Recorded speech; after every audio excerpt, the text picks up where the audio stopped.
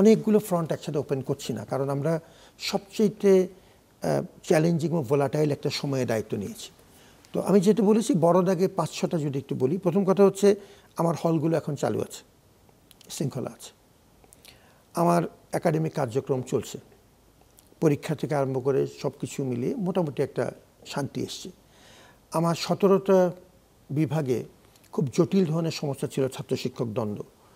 প্রত্যেকটা বিভাগ এখন চালু আছে, ছাত্র শিক্ষক দ্বন্দ্ব সহনীয় পর্যায়ে আছে। অনেকগুলো আমরা সত্যানুসন্ধান কমিটির মাধ্যমে কাজ করে যাচ্ছি, আশা করছি একটা পর্যায়ে থাকবে।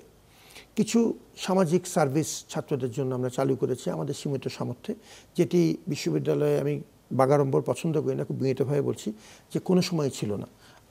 যেমন আমরা চেষ্টা করছি যে এই প্রথম বর্ষের ছাত্রীরা যখন আসে, অত্যন্ত অসহায় অবস্থা তাদের, কিছু নির্দিষ্ট মাপকাঠির ভিত্তিতে তাদের জন্য কিছু আর্থিক অনুদান দেয়া। আচ্ছা, সেটা কোনো সময় ছিল না। আমাদের সেই সামর্থ্য খুব বেশি আছে তা না, বিশ্ববিদ্যালয়ের ফান্ড থেকে বহু কষ্টে টাকাটুকু আমরা জোগাড় করেছি।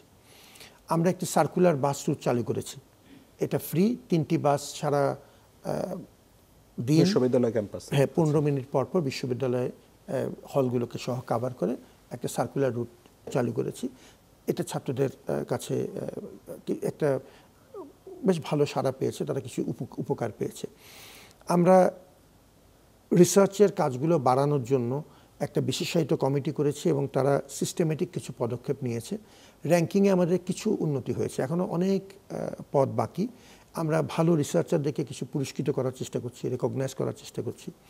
ওয়েবসাইটে তাদেরকে মূল্যায়ন যাতে হয় এই বিষয়গুলো আমরা কিছুটা আপডেট করার চেষ্টা করছি।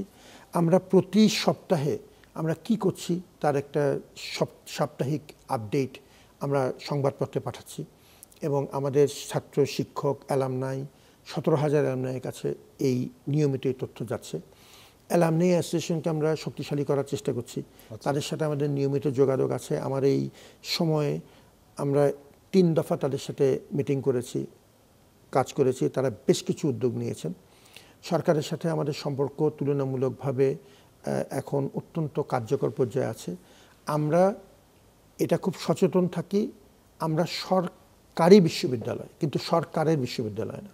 আমাকে বুঝতে হবে আমি যত বেশি সরকারের উপর নির্ভরশীল হব তত আমার মেরুদণ্ড শক্ত রাখা কঠিন হবে। বিশেষ করে রাজনৈতিক সরকারের ক্ষেত্রে এটা আরও বেশি প্রযোজ্য হবে। অতএব ঢাকা বিশ্ববিদ্যালয়কে কিন্তু চলতে হবে, সরকারি পরামর্শ নিব, সরকারকে পরামর্শ দেব, আবার একই সাথে আমার অ্যালামনাইকে আমার দরকার, আমার অভিভাবককে দরকার, সমাজকে আমার সাথে লাগবে। এবং এই রিসোর্স মোবিলাইজেশনটা সমাজের কাছ থেকে আসতে হবে।